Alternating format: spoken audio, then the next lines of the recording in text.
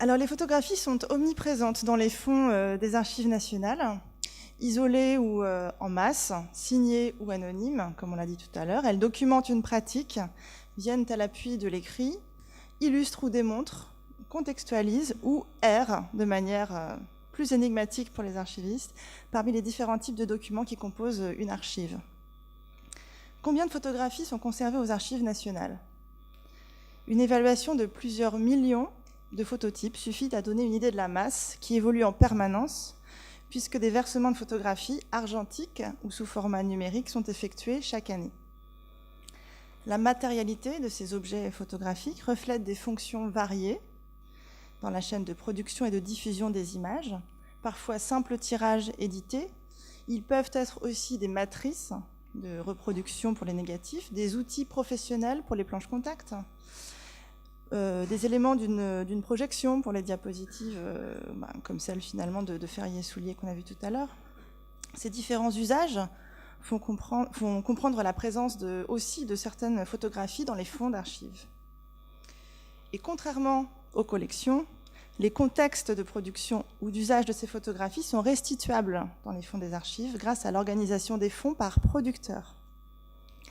L'intérêt croissant pour les études visuelles nous oblige à réfléchir aux moyens d'identifier plus rapidement et plus simplement les ensembles photographiques conservés dans les fonds des archives nationales.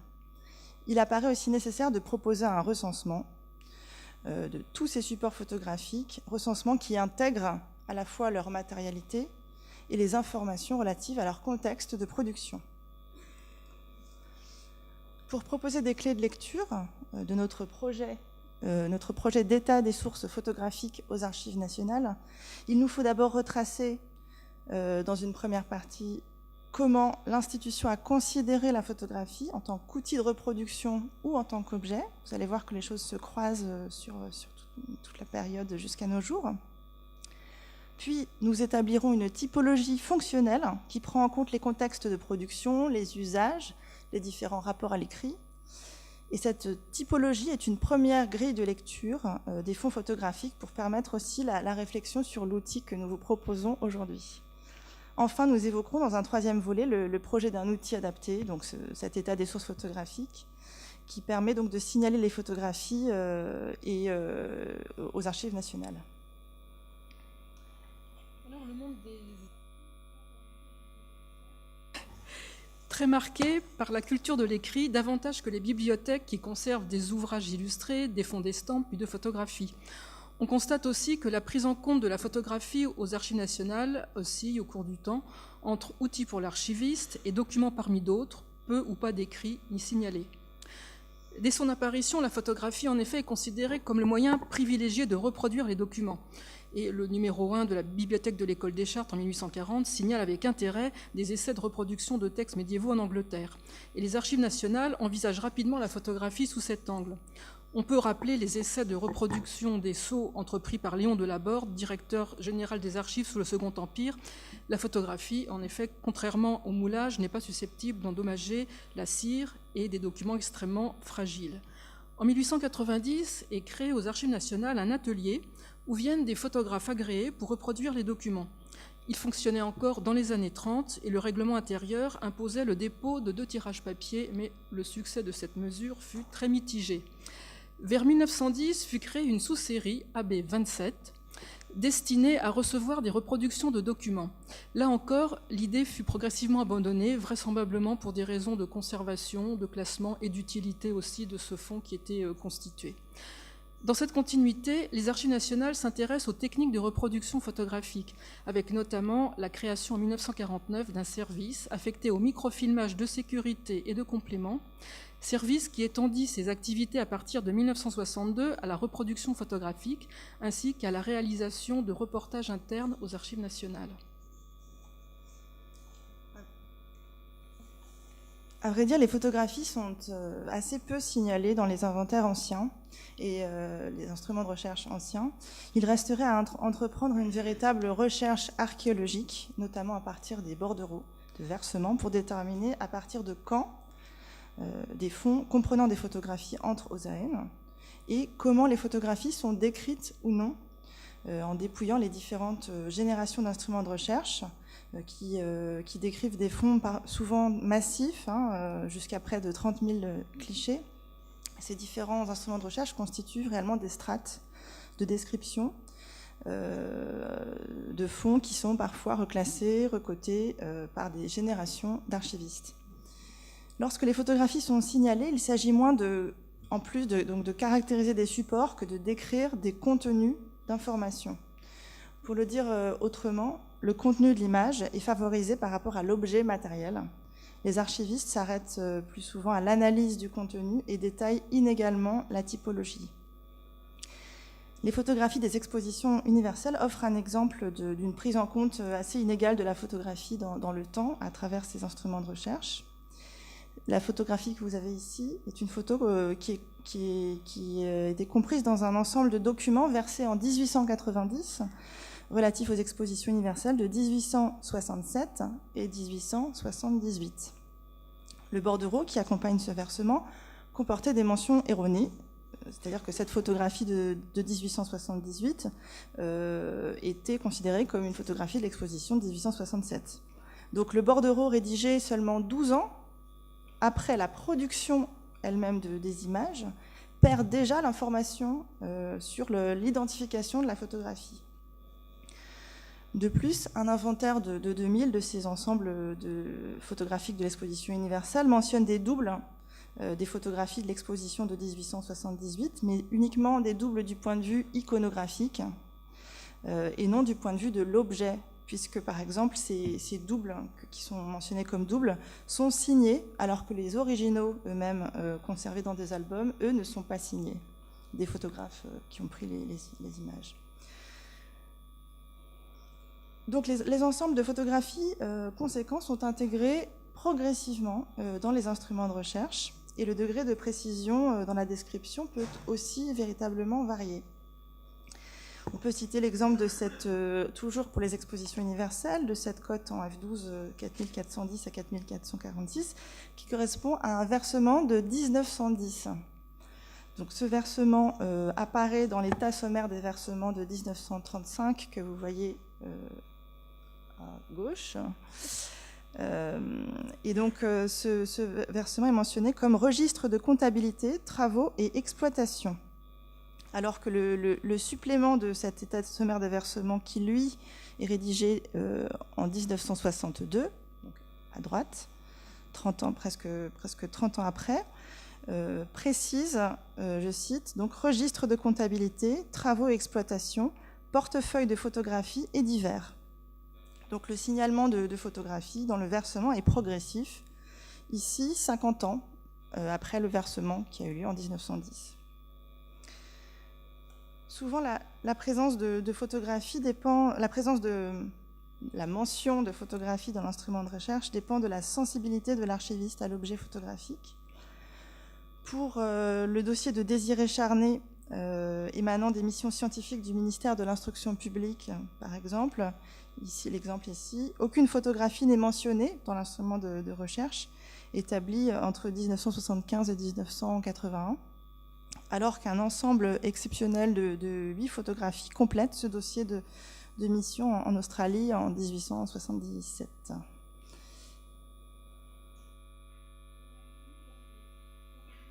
Dans les années 1970 à 1980. En effet, le service photographique, donc, qui avait été créé en 1949, étendit ses activités à la conservation non seulement de sa propre production pour constituer une photothèque interne en quelque sorte, mais il projette également d'accueillir des fonds exclusivement composés de phototypes et notamment de négatifs à partir desquels on aurait fait et diffusé, le cas échéant, des tirages. Alors on crée spécialement une nouvelle série, PH, comme photographie, et le fonds de l'entreprise Lapi, le premier de la série, est acheté en 1972 et il comprend près de 300 000 phototypes de vues aériennes de la France métropolitaine. Toutefois, cette politique de collecte sera stoppée, notamment en raison de problèmes d'effectifs et d'espace de conservation avant la création notamment du Centre des archives contemporaines de Fontainebleau. À la même période, de la fin des années 70 au début 80, des versements de fonds photographiques très volumineux comportant de 10 000 à 45 000 tirages réalisés dans les années 40 à 70 se succèdent.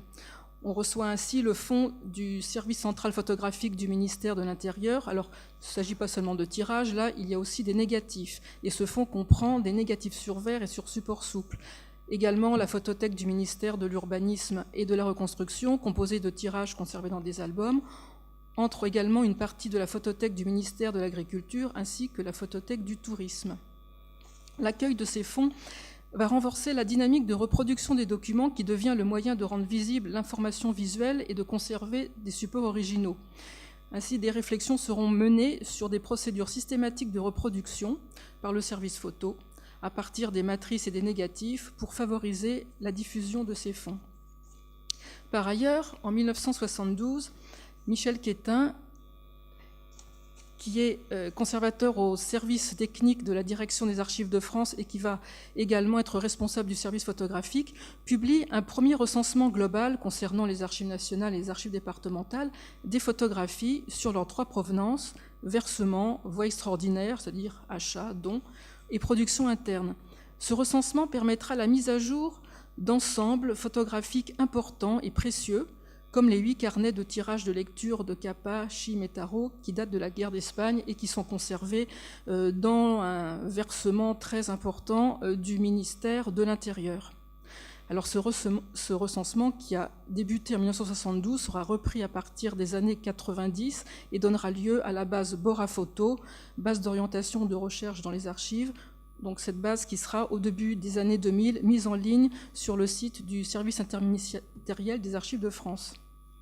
Alors progressivement, les photographies seront mieux signalées dans les instruments de recherche ainsi que dans des bases de données spécifiques. On peut citer Archim, la base Images, Arcade, qui concerne les commandes des œuvres d'art par l'État. Et à l'heure actuelle, il y a une séparation claire et visible dans l'organigramme entre l'acte de reproduction et la conservation matérielle des supports originaux et puis les reportages internes à travers différents services qui sont le pôle image pour la reproduction et la mission photographie pour les fonds. Le recensement des ensembles photographiques est encore un travail en cours. Alors pour notre travail de recensement, nous avons commencé à établir des analogies entre certains ensembles pour proposer vraiment une typologie fonctionnelle qui prend en compte les contextes de production, comme je vous l'ai dit en introduction, c'est-à-dire les types de services producteurs et collecteurs de photographies, les usages, leurs aspects matériels, mais également le rapport à l'écrit qui est important. Cet essai de typologie aide à différencier les rapports variés de l'administration à la photographie et aide à saisir aussi la place des photographies dans la chaîne composée à la fois des services producteurs et des services utilisateurs qui se succèdent éventuellement. La première catégorie relevée, celle des ensembles photographiques qui sont des ensembles qui sont exclusivement photographiques, donc l'acte photographique est la mission première de certains services. Et nous avons entrevu 3 cas de figure différents. Donc le cas des services photographiques comme le service photographique de la présidence de la République ou le service photographique du Premier ministre, dont vous avez l'exemple ici. Donc le classement de ces 2 ensembles de fonds est chronologique et se fait au fur et à mesure de la production sous le mandat des différents présidents. Les supports photographiques versés sont à la fois les négatifs, mais également les outils de sélection qui sont les planches contact et les tirages de valorisation qui sont ceux conservés dans des albums offerts au président. Le service de ces photographies, les services photographiques sont en général composés de photographes qui sont des agents publics majoritairement. Mais l'usage de ces photographies n'est pas clairement défini au départ pour les photographes. C'est ce qu'on constate en 1952 au moment de la création du service photographique de l'Élysée. Il s'agit en fait d'une documentation assez générale, mais l'objectif n'est pas particulièrement de diffuser à la presse, par exemple. C'est une documentation que l'on garde sur le service, sur le mandat présidentiel. Donc un deuxième ensemble, les photothèques. Donc nous avons l'exemple des photothèques du tourisme, l'agriculture, de l'Agence de l'environnement et de la maîtrise de l'énergie, par exemple, l'ADEME, de l'urbanisme et de la reconstruction, ou bien la documentation française. Ces ensembles sont en général davantage classés thématiquement. Les supports sont plus des tirages organisés en albums, mais il y a également évidemment des négatifs, des diapositives, et voilà, il n'y a pas de règle absolue. La production d'une photothèque se fait aussi souvent par commande auprès de photographes extérieurs.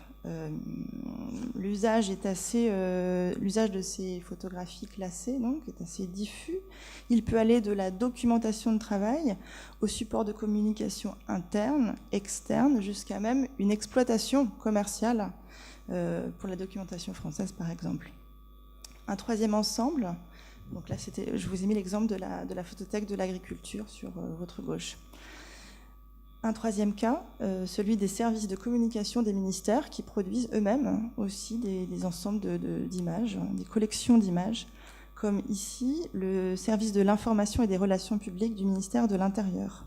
Donc ici, l'usage est alors, contrairement au service de la présidence du Premier ministre, là, l'usage est particulièrement bien déterminé puisqu'il s'agit d'une production photographique qui sert à la diffusion de l'activité du ministère. Une deuxième catégorie serait les ensembles photographiques rassemblés pour constituer une documentation de travail, jointe ou non à d'autres supports iconographiques ou même à de l'écrit. Donc là, on a pas mal d'exemples aussi dont je vais vous montrer quelques exemples. Donc les fonds sont généralement clos et temporellement limités. Et il s'agit moins... Alors, c'est moins l'institution qui produit là que l'institution qui collecte les photographies. En général, les tirages photographiques seuls sont collectés pour finalement être une matière du travail en fait, qui est adjointe à l'écrit. L'usage est plutôt interne. Vous avez ici l'exemple du fond du théâtre de l'Odéon, 55 AJ. Donc il y a une vraie complémentarité qui se dessine là entre la description des décors, puisque c'était pour la gestion des décors du théâtre de l'Odéon, et les photographies. Ici, vous avez l'exemple du fond de l'agence d'architecture du Louvre et des Tuileries, donc 64 AJ, où vous avez également cette complémentarité entre dessin et photographie. Alors, troisième élément de cette typologie fonctionnelle, ce sont les photographies qui appuient une démonstration ou illustrent un rapport. Dans ce cas, la photographie devient un élément essentiel pour la réflexion et la compréhension du dossier, et il est bien évidemment indissociable des autres documents. Alors, deux exemples parmi beaucoup d'autres. Vous avez à gauche un rapport de l'administration des eaux et forêts. Alors ici, la photographie est jointe à un calque où figurent des éléments descriptifs d'un aménagement de terrain. Donc tout ça, ça fait partie d'un dossier et c'est totalement indissociable, document écrit et photographie. À droite, vous avez en revanche un état des lieux contenu dans un dossier de la Sûreté Générale, donc la série F7. Ici, la photographie est utilisée dans un cadre juridique extrêmement contraint, suivant un processus normé, qui est celui du constat lors d'une enquête criminelle. Autre catégorie, les ensembles de photographies d'origine privée, alors qui concernent les entreprises de presse aux Archives nationales, les associations, les familles et personnes.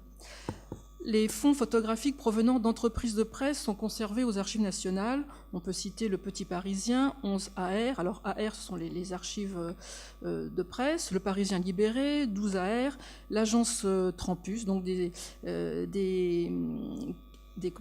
tirages provenant de l'agence Trampus, ainsi que des négatifs sur verre qui sont issus d'un fonds très volumineux, celui de la Société nationale des entreprises de presse. Donc ces fonds sont cohérents et, donc je l'ai dit, volumineux, et ils sont destinés à l'exploitation commerciale, ce qui détermine aussi leur mode de classement chronologique, mais aussi thématique, en particulier pour le Petit Parisien et le Parisien libéré. Et on citera également comme fonds d'entreprise, alors pas d'entreprise de presse, mais celui d'une entreprise commerciale produisant et éditant des cartes postales, la société LAPI, donc le fonds 1PH. D'autres fonds, les fonds photographiques provenant de familles, de personnes ou d'associations, ce sont les séries AP, AS, AJ, ils possèdent certaines caractéristiques communes. On a fait appel à des photographes extérieurs, c'est le cas bien sûr des portraits, des nombreux portraits réalisés en studio que l'on trouve dans les fonds privés, et ils comportent également de nombreuses prises de vue d'amateurs. Les usages peuvent être strictement privés, dans le cas d'albums de famille ou d'albums de voyage. Ils découlent d'activités politiques ou sociales. On peut penser aux albums qui sont remis aux personnalités politiques à l'occasion de leurs déplacements officiels. Dans le cas des associations, il s'agit de documenter à l'aide de la photographie les activités, de garder trace des personnes, et de servir également à la promotion et la communication. Et dans ce cas, la photographie est très souvent associée à d'autres supports, comme par exemple les affiches, les brochures. Alors vous avez là deux exemples de ce qu'on peut trouver dans ces fonds. À droite, une image, une photographie issue du fonds de l'agence Trampus. Alors vous avez la photographie en totalité et le détail figure sur le programme de cette journée. Et à gauche, une carte postale illustrée de photographie qui provient du fonds Loubet. Là, on voit bien qu'on est à la limite entre la frontière, entre vraiment l'usage privé et puis le document à caractère, je dirais, officiel. Les photographies dans les fonds privés, et particulièrement dans les fonds de personnes et de familles, posent souvent des problèmes de classement et d'identification. Et là, on rejoint tout à fait ce qu'a évoqué André Günther et la problématique qui était celle des fonds photographiques à l'IMEC. Alors, nous avons souhaité développer un outil qui soit adapté pour le signalement des photographies. Les outils actuels, quels sont-ils pour identifier les photographies dans les fonds des archives nationales? On voit que les photographies sont vraiment omniprésentes. Ce sont d'une part les instruments de recherche, alors qui sont en voie de dématérialisation pour toute leur totalité, et ces instruments de recherche dématérialisés permettent de faire des recherches plein texte, donc qui sont parfois qui occasionnent beaucoup de bruit. Alors, à titre d'exemple, on pourrait dire qu'on obtient 734 résultats, enfin la semaine dernière c'était ce qui était donné, on obtient 734 résultats dans 653 instruments de recherche sur le terme photographie. On dispose également d'une fiche d'orientation, alors là c'est la fiche numéro 30, qui est en ligne sur le site des Archives nationales et qui recense une centaine de sous-séries ou d'instruments de recherche. Mais elle ne prend en compte ni les archives privées ni les versements récents. Et elle présente en outre des inconvénients, c'est-à-dire que la mise à jour du texte est une opération assez lourde, et puis ces fiches de recherche ne doivent pas excéder 5 à 10 pages. Alors nous avons pensé à un nouvel instrument de recherche qui mettrait en perspective et contextualiserait les ensembles de photographies conservées dans les fonds. Il comprendrait des introductions pour chaque fonds, sous-série, versement, qui permettraient de dégager des éléments historiques propres aux photographies et d'informer sur les caractéristiques de ces ensembles en ce qui concerne les auteurs, l'historique de la production, les usages, les modes de conservation, les destructions, éléments qu'on ne retrouve pas forcément dans les instruments de recherche généraux. Donc cela apporterait un focus sur la photographie et des informations spécifiques. Alors la structure de cet instrument de recherche serait la suivante: d'une part archives publiques et archives privées, et elle s'apparente un peu aux états sommaires des fonds des archives électroniques et audiovisuelles qui sont déjà en ligne sur le site des Archives nationales. Et l'organisation pour les archives publiques serait faite par grands services et domaines d'intervention de l'État, et serait également pris en compte les organismes temporaires issus notamment des deux conflits mondiaux, par exemple des photographies qui sont conservées dans le fonds de l'Organisation internationale pour les réfugiés. Et quant aux archives d'origine privée, eh bien, la structure serait celle que j'ai évoquée en citant la typologie plus avant, c'est-à-dire archives familiales et personnelles, de presse et d'associations. Donc pour conclure, nous pouvons dire que la mise en place de cet instrument de recherche permettra bien sûr de mieux connaître les fonds photographiques et les photographies conservées aux Archives nationales et d'être aussi réactif sur la politique globale de conservation à mettre parallèlement en œuvre pour ces supports spécifiques. Quand on fait connaître les photographies, elles sont consultées, donc il faut bien les conserver pour les donner aux chercheurs. Et d'autre part, il permettra de rendre plus visible la mise en ligne de certains ensembles photographiques qui seraient envisageables par ailleurs d'ouvrir à l'indexation collaborative et qui pourront être reliés à cet inventaire qui constitue un outil de centralisation des informations sur la photo aux Archives nationales. Merci beaucoup.